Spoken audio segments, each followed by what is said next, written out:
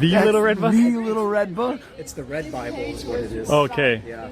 Some may say more important than the Bible. But this is a red book. Okay. Quotations from the chairman Mao Zedong.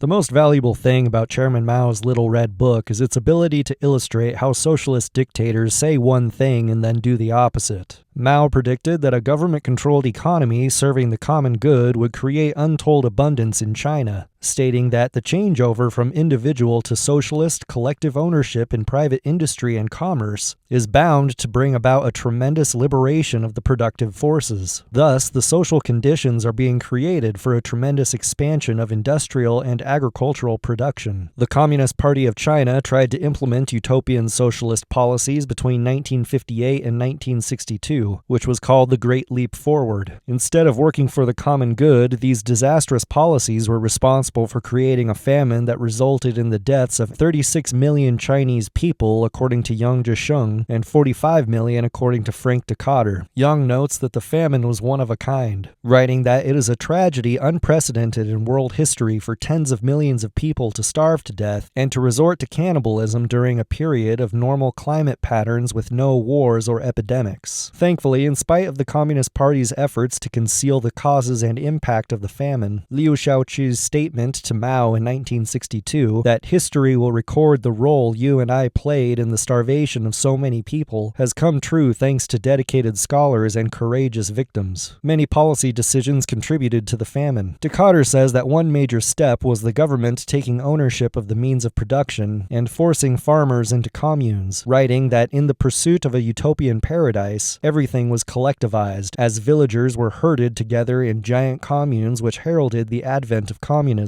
Markets and prices, dictated by supply and demand, were replaced with government control over the nation's resources. Farmers had to sell their produce to the state, and the surplus produce was sold to pay off government debts to foreign nations. A large portion of the workforce was diverted from farming, and instead directed to work on massive irrigation and infrastructure projects, many of which were abandoned or had to be demolished sometime later. Their labor was also diverted into smelting poor quality steel in backyard furnaces to speed up industrialization. Local officials exaggerated how much grain was being produced, which resulted in the government extracting larger amounts of surplus grain from starving peasants. Party secretaries created a facade on Chairman Mao's train route to lie about the campaign's successes. Mao's personal physician, Dr. Li Jusui, writes that what we were seeing from our windows was staged, a huge multi-act nationwide Chinese opera performed especially for Mao. Officials purposefully built steel furnaces near the train tracks, and a party secretary had ordered the peasants to remove rice plants from faraway fields and transplant them along Mao's route to give the impression of a wildly abundant crop. Yang Zhisheng writes that the policy errors that created the Great Famine continued for years without correction because China had no freedom of the press and no opposition party. The people of China are much wealthier today, but not because of Chairman Mao's socialist fantasies. Darren Acemoglu and James Robinson argue that China's economic improvement today is due to the reforms implemented by Deng Xiaoping and his allies, who, after Mao Zedong's death, gradually abandoned socialist economic policies and institutions.